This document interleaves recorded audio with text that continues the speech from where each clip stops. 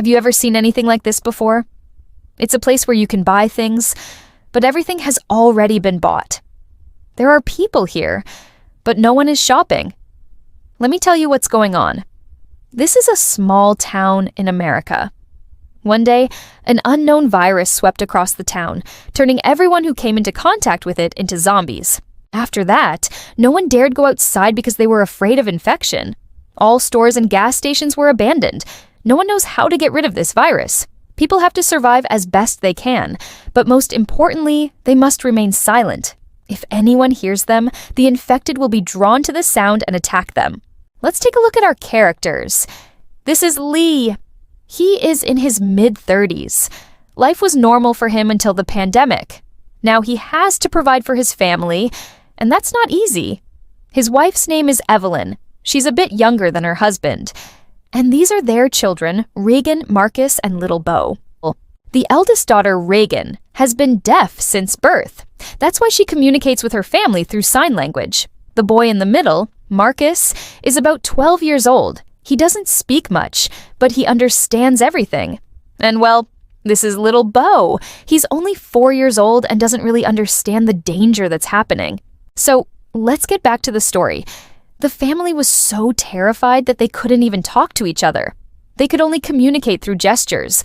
Clearly, there was something out there forcing them to remain completely silent. The head of the family, Lee, made a plan. Every morning he went out alone to look for food and supplies for his family. Once he found an entire cart of water bottles and brought them home. Today, Lee decided to go to the market and get some fresh food.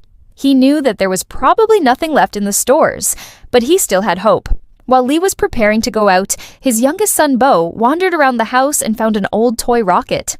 At first, the boy just wanted to play with it, but then he started to examine it more closely. Just then, the toy almost slipped out of his hands and fell to the ground. Everyone froze, but at the last moment, Reagan quickly caught it. Saving them all, Lee looked at his youngest son with a stern look. It was getting late, and they had to return home quickly, or they would be in danger. Just then, 4-year-old Beau picked up the same toy rocket again. The family panicked. The toy ran on batteries and could make noise if switched on. You can't imagine how loud the slightest sound could be in that eerie silence. Lee quickly took the toy from Beau, removed the batteries, and placed them on the table. They were preparing to leave when Beau burst out crying. He wanted to take the rocket with him. Of course, Lee understood his son. How could he refuse such a request? In that situation, Lee felt sorry for the kid and gave in. He knew that the toy didn't have batteries, but he didn't pay attention and let the boy take it. Actually, Reagan secretly handed the rocket to her brother. Beau was very happy about it. All the way home, the family moved in complete silence. Suddenly, Beau started playing with the rocket again. It seemed like he didn't hear his parents at all. They tried to stop him, but it was too late. Beau turned on the rocket. It made a terrible noise, like a jet taking off. The infected nearby heard it and started moving towards the family. The longer the noise continued, the more the infected became. Soon they blocked the entire street. The family huddled together, terrified. They didn't know what to do. Beau continued playing with the toy as if nothing had happened. Will the family survive? We don't know. But what do you think they should do next? Leave your thoughts in the comments. That's all for today. See you soon. Bye. The family began walking in a line back home. We see the city that was once filled with lights, car horns, and the bustling noise of people. Now it's lying in complete silence. Not even the sound of birds could be heard. A terrifying quiet had engulfed everything. Very few humans were left alive in the world now, and this family of 5 was among them. They had created a path of sand leading to their home and walked barefoot on it so that their footsteps would make no sound. Little Beau walked happily at the back, holding the rocket. Suddenly, he inserted the batteries and switched it on. The toy started making loud music. Reagan didn't notice since she couldn't hear, but the sound reached Lee and Evelyn, making them panic. From the dense forest nearby, a terrifying monster shot out at lightning speed and charged directly at Beau. Lee ran as fast as he could to stop it, but by the time he reached, it was too late. The monster snatched away the little boy in an instant. Let's move forward 1 year. Life had been anything but easy in the last year, but Lee and his family had learned to survive under these conditions. Lee had built a research room in his house where he studied the monsters. His wife and daughter had gone out to gather food, and his son was playing outside. It was then that he noticed something strange. All around the house, there were hundreds of pebbles that had been gathered in a line, probably by his son. But what caught his attention was that each rock monolith was exactly 10 centimeters tall. And when he touched one of them, the rock monolith suddenly moved, revealing itself to be a monster. Startled, Lee ran to get his gun, but the monster was too quick for him and disappeared into the ground before he could react. Lee understood that these creatures had some sort of connection with his son. That's why they weren't attacking him. But why? Was his son their leader? Just then, Evelyn entered the house and asked what had happened. Lee explained about the monster that had come for their son.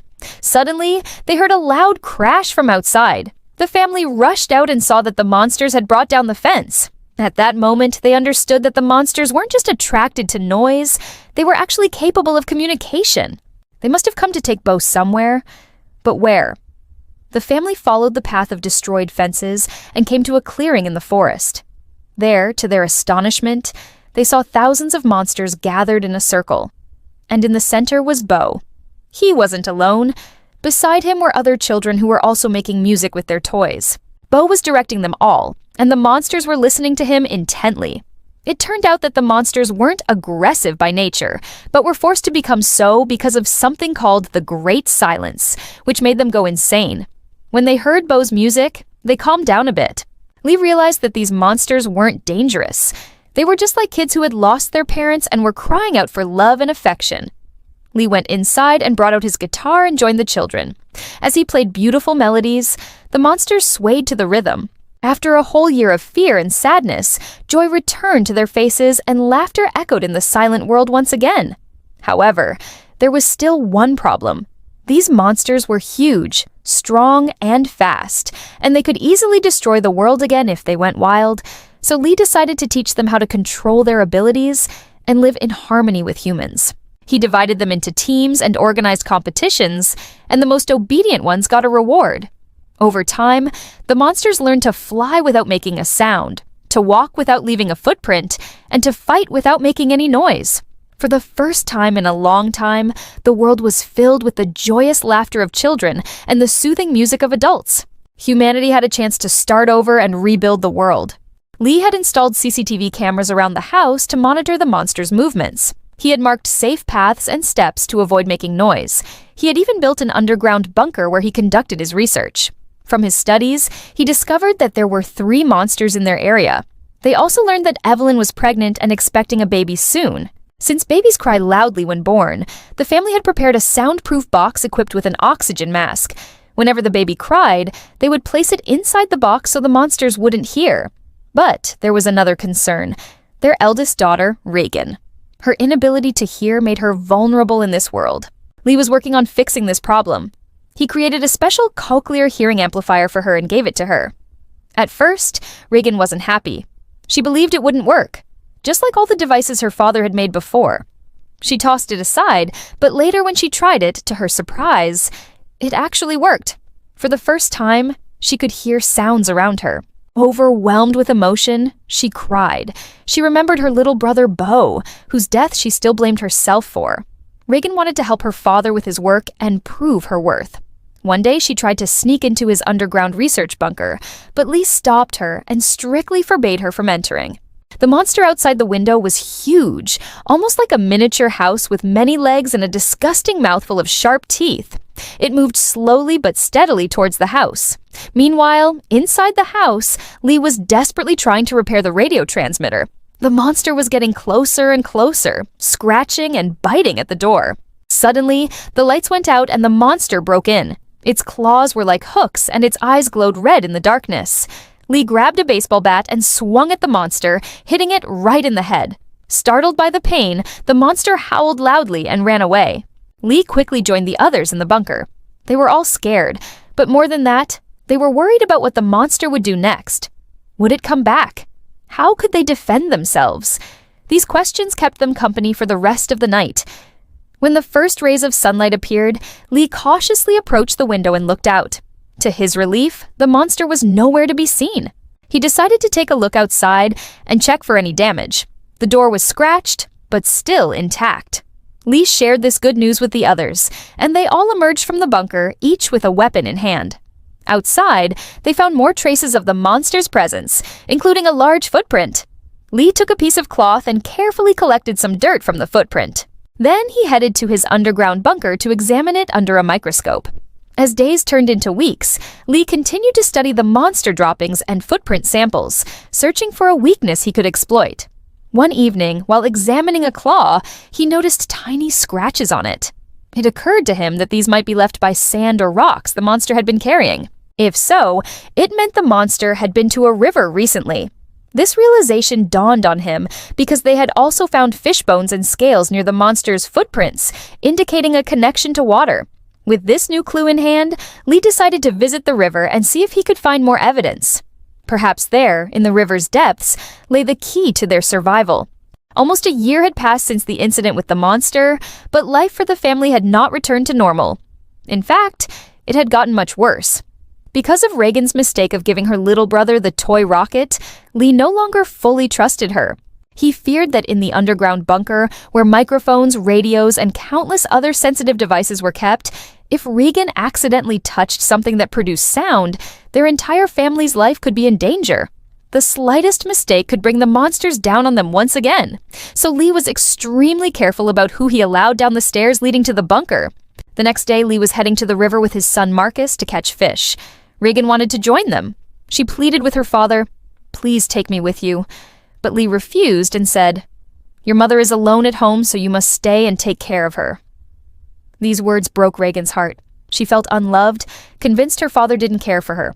Angry and hurt, she packed her bag and left the house, making her way to the very place where her little brother had been killed by the monster. She lay beside his grave, crying until sleep finally overtook her. Back at home, Evelyn was alone. She carried a sack of washed clothes up from the basement. As she struggled, the sack snagged on a nail sticking out from the stairs, pulling it upright, sharp and exposed right where her foot would land. But Evelyn didn't notice it. Meanwhile, Lee and Marcus were busy fishing. "You can speak freely," Lee said to his son. "The roar of the water will cover our voices. The monsters won't hear." Finally, father and son spoke aloud. Marcus hesitantly asked, "Do you blame Regan for Beau's death?" Lee answered gently, "No. What happened was no one's fault." "But Regan still blames herself. You need to tell her it wasn't her fault." Lee sighed. It was true what his son said, but how could he tell Regan? How could he convince her that it wasn't her fault when even he himself blamed her every single day? He missed his daughter, missed the times when she used to tell him all about her day, about her friends, about school. Now she didn't even come to say goodbye when he left for work, and Lee knew it was his fault. If it hadn't been for him, she wouldn't have needed to hide in the first place. He hadn't meant to yell at her, of course, but he'd been scared. Scared of the monsters, scared of losing his other children. When he saw Regan holding the rocket, he thought of nothing but getting away. Suddenly, Lee pulled his son close. "I miss her too," he whispered. "I miss my little girl. I just wish I could take away her pain, but I don't know how." Marcus put his arm around his father's shoulder, but neither of them noticed that they weren't alone. Someone had been watching them from behind a bush, someone with glowing red eyes. When Regan awoke, the sun was shining through the trees. She sat up, rubbed the sleep from her eyes, and realized she wasn't at her usual hiding spot. She was at Beau's grave. Then she remembered everything. How could she have been so stupid? Her father had only wanted to protect her. Of course it wasn't her fault. All this time she'd been blaming herself, thinking it was, but it wasn't. She jumped to her feet and ran home as fast as she could. Meanwhile, Lee and Marcus were just finishing up their fishing when they heard a loud crash in the bushes. They both jumped and stared into the trees, but it was silent. Only the wind answered them. Was it a monster? Had their hiding place been discovered? Lee grabbed his son's hand and they ran toward home, crashing through the underbrush. When they finally got back to the house, they found Regan sitting on the porch swing. She was calm, but her eyes were red from crying. Lee felt his heart break all over again. He knelt down beside his daughter. "Are you okay?" he asked. She looked up at him and nodded. "I'm sorry," Lee said. "I'm sorry I yelled at you. I didn't mean to. It's just that I was scared. I'm scared we might lose you too." Regan threw her arms around her father's neck. "It's okay," she whispered. It's not my fault. I know it wasn't my fault. We just need to stick together now more than ever. Us three." Lee hugged her tightly, feeling tears welling up in his own eyes. Yes, they were scared. Yes, they were tired and had lost so much already. But they still had each other. And as long as they had each other, they would be okay. Back at the house, Evelyn sat weeping, holding a picture of her dead son. The memory of his lifeless eyes seared into her soul. But amidst her grief, a new pain began to bloom in her belly. She felt a sharp contraction. The baby was coming. She looked down at the picture frame in her hands, then at the stairs leading to the basement. "Must get out of here," she thought, clutching the photo frame. As she hurried downstairs, her foot landed right on an exposed nail. Agony shot through her body. She writhed in pain, her face turning red. But she made no sound. A single cry would bring death. The picture frame slipped from her hand and shattered loudly on the floor. Evelyn stared down at the picture, her blood mixing with the milk of her breast. She managed to pull her foot free from the nail and forced herself downward. One step at a time, she flipped on a switch, sending red warning lights glowing outside. Meanwhile, Lee and Marcus were on their way back. Lee carried a large caliber rifle, its scope trained on the house. Every sense alert for danger, they had almost reached the road when they saw the red lights begin to glow around the house. Lee immediately understood. Evelyn was in danger. Without a word, he sprinted toward home. His boots pounding on the concrete, adrenaline surging through his veins. In the basement, Evelyn's body shook with fear as the monster searched for her, its hot, fetid breath making her nauseous. She stumbled upon a timer. Thinking quickly, she set it for a few seconds and placed it in one corner while hiding in another. Then the monster lunged at it, giving her a chance to escape. She crawled toward the door, her injured foot throbbing. As she pushed it open, she froze. Another monster stood right outside, its beady eyes reflecting the moonlight. Trapped, she could only stare back in terror. Watching from a distance, Lee knew that storming into the house would only get them all killed. Their bullets couldn't pierce the creature's armor like skin. Quickly, he turned to Marcus. "Go, light the flare rockets we set up in the field. Hurry!" Marcus didn't need to be told twice. He grabbed a torch and ran. Upstairs, Evelyn staggered into the bathtub. The contractions were unbearable now. She couldn't hold back any longer. Her muffled sobs echoed in the bathroom, reaching the monster's keen ears. It began to inch closer and closer. With each step it took, Evelyn's hope dwindled. She closed her eyes, waiting for the end. But just in time, Marcus launched the flare rockets. Bright explosions lit up the night sky with deafening noise. The monsters bolted toward the sound. Distracted, they didn't notice Evelyn slip out of the house. She ran, her injured foot a distant ache. As she reached the main gate, she tripped and fell. Pain shot through her body, but she ignored it, pushing herself up. With one last surge of strength, she stumbled into the forest, hiding amongst the trees. Lee, finally breaching the house, found Evelyn's discarded rifle on the floor. He scanned the area, his heart pounding, wondering if he was too late. Then he heard a faint cry. It was Marcus. He came running, breathlessly reporting, "The flare rockets, they worked. I launched all 6. Relief washed over Lee, but it was short-lived. One of the monsters had followed the sound. It burst out of the house, its eyes blazing with anger. Before it could take a step, Lee fired. The bullet found its mark, piercing the creature's head. It crumpled to the ground, twitching. Lee didn't hesitate. Reloading, he took aim at another approaching monster and pulled the trigger. Meanwhile, deep in the forest, Evelyn cradled her newborn daughter close, tears streaming down her face. Her son might be dead, but she had brought this one into the world to carry on their bloodline. A small, sad smile touched her lips. Maybe this little one could bring light back into their lives. The sky was filled with bright flares. It was clear that whatever was happening, it was happening now. So Reagan decided to hurry home. Meanwhile, Lee ran in, his shotgun held tight. He followed the bloody footprints up the stairs. Then he saw it. The bathtub was full of blood. His daughter must be dead. He slid down the wall, overcome with despair. Was this the end? Had he failed to protect his family? Tears streamed down his face as he sank to the floor. Then, a weak hand pressed against the cracked glass of the shower. It was Evelyn. She was alive. Lee leaped up, hope surging through him. He rushed to the bathroom and found Evelyn kneeling in the shower. She had delivered their baby. With trembling hands, she held out their newborn son. "Lee," she whispered, "I think I might pass out." Her eyes were wide with exhaustion and pain, but when she saw the fear in Lee's eyes, she forced herself to stand. They needed to get to the basement, to the safety of the soundproof room. But before they could take a single step, the baby began to cry. One of the monsters was already close. Lee grabbed his daughter, shielding her with his body as he raced toward the basement. Reaching the door, he looked back. The monster was almost upon them. Quickly, Lee flung the door open, crawled inside, and slammed it shut behind him. He had only seconds. Placing the mattress on the door, he quickly attached the oxygen mask to the baby. Gently, he laid their son in the soundproof box they had built. Finally, he and Evelyn could breathe again. The sounds of the monsters shrieking and clawing at the door echoed above them.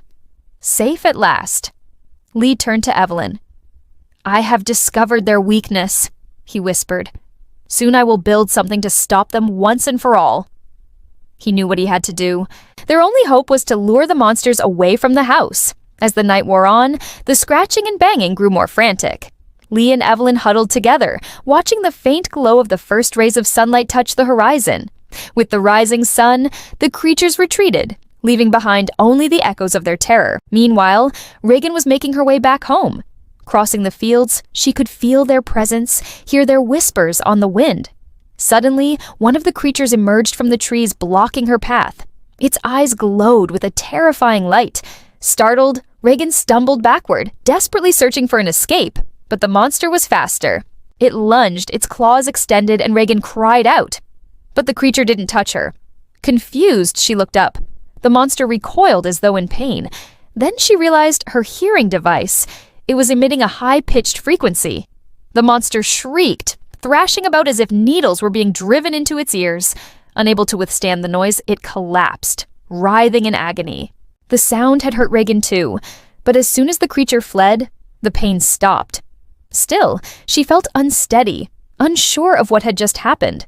Pushing forward, she came across a small light in the distance and walked towards it. As she drew closer, she realized it was coming from a small torch. The light flickered, casting long dancing shadows around her. Reaching out, she touched the torch, and it was then that she heard the voice. Reagan and Marcus stared back at the monster, fear gripping them like iron. Then, they did the only thing they could think of. They started running. They didn't know where they were going, only that they had to keep moving. Suddenly, Reagan tripped over something and fell flat on her face. Scrambling to her feet, she looked around wildly, tears streaming down her face. Their father was nowhere to be seen, and the monster, with a terrifying roar, was closing in fast.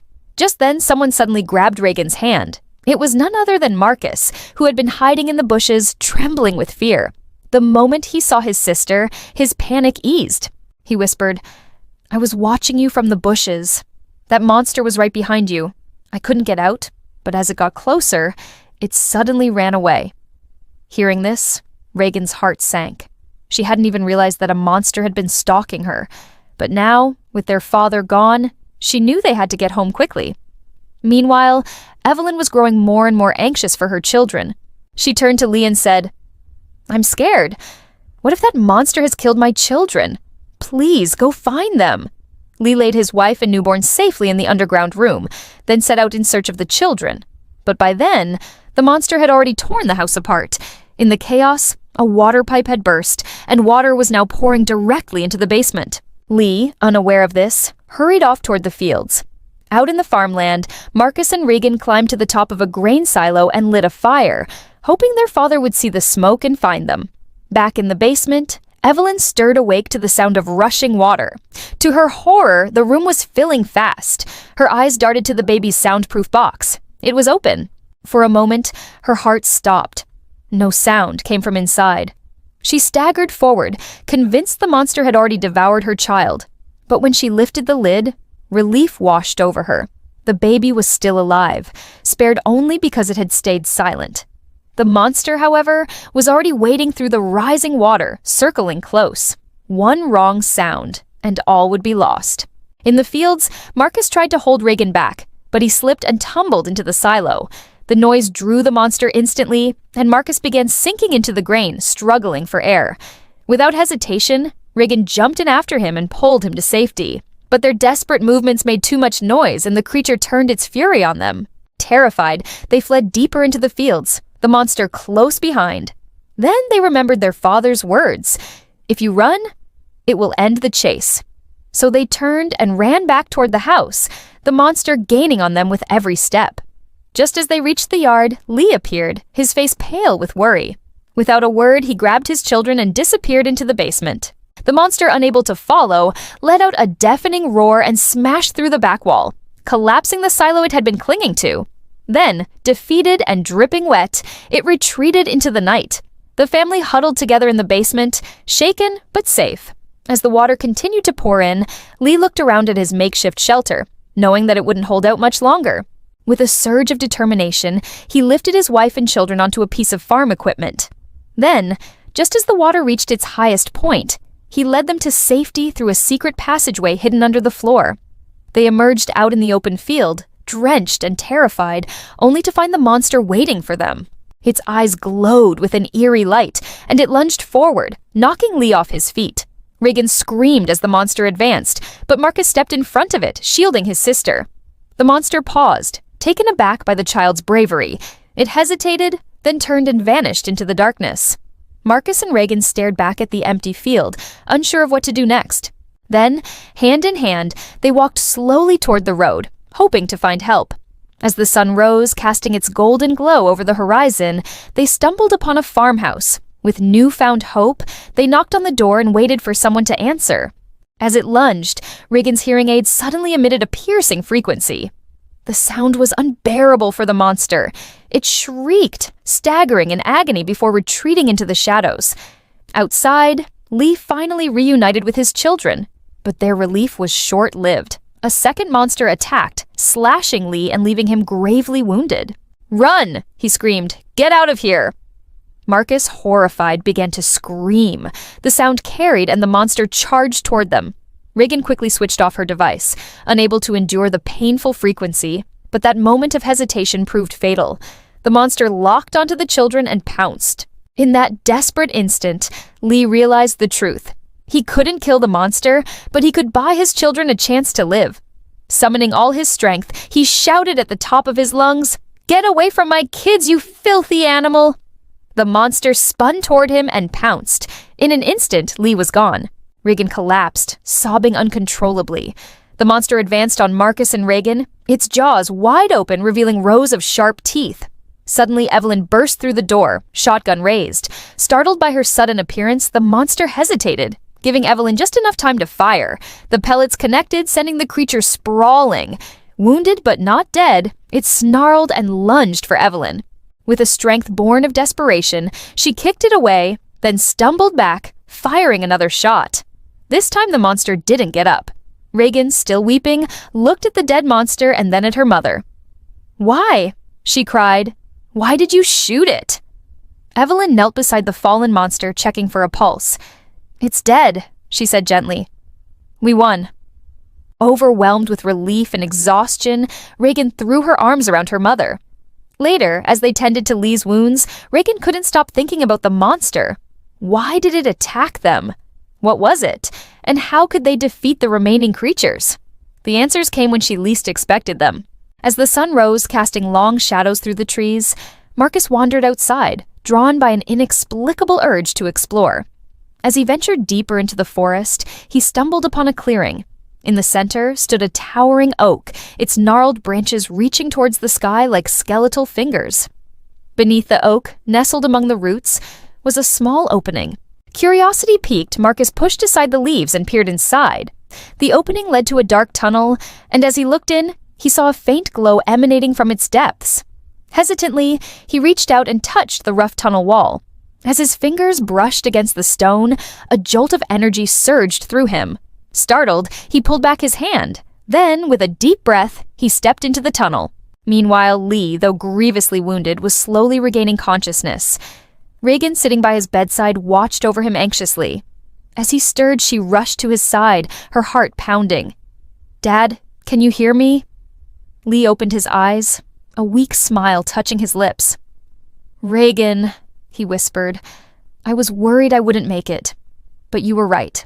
There's still good in me. I promise I'll protect you and Marcus no matter what." His voice trailed off, his eyes fluttering closed. Reagan, tears streaming down her face, leaned against his bed, praying that he would wake up. When Marcus found Lee, he shared what he'd discovered, hoping it would help them defeat the remaining monsters. They couldn't let these creatures continue to terrorize their town. Armed with this new knowledge, they devised a plan. They would lure the monsters into the daylight using the high frequency from Reagan's hearing aid. But to do this, they needed to amplify the signal. Back at the house, Reagan Rum family gathered, each of them armed with a weapon, prepared for the final confrontation.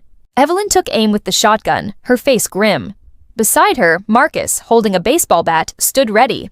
And then there was Reagan. Her hearing aid, now connected to the microphone, emitted a piercing frequency. Suddenly, the room grew quiet. The monsters, unable to withstand the high frequency, were retreating. Outside, Evelyn and Reagan stood back to back, their weapons raised. The first monster lunged. Evelyn pulled the trigger. The shot echoed through the woods. The creature crumpled to the ground. The second monster, seeing its companion fall, hesitated, giving Reagan time to blast it with the microphone. The creature snarled, momentarily stunned. That was all the opportunity Evelyn needed.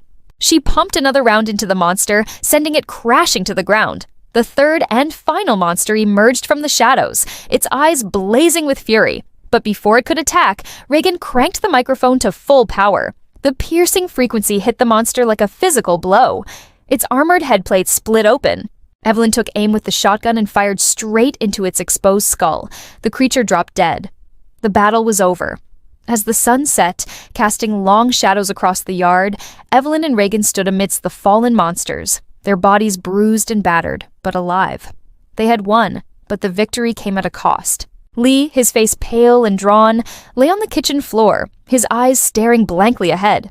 In his hand, he clutched a photograph of him and his children. Around them were scattered pieces of paper, each bearing the same cryptic symbol the children had seen in the forest.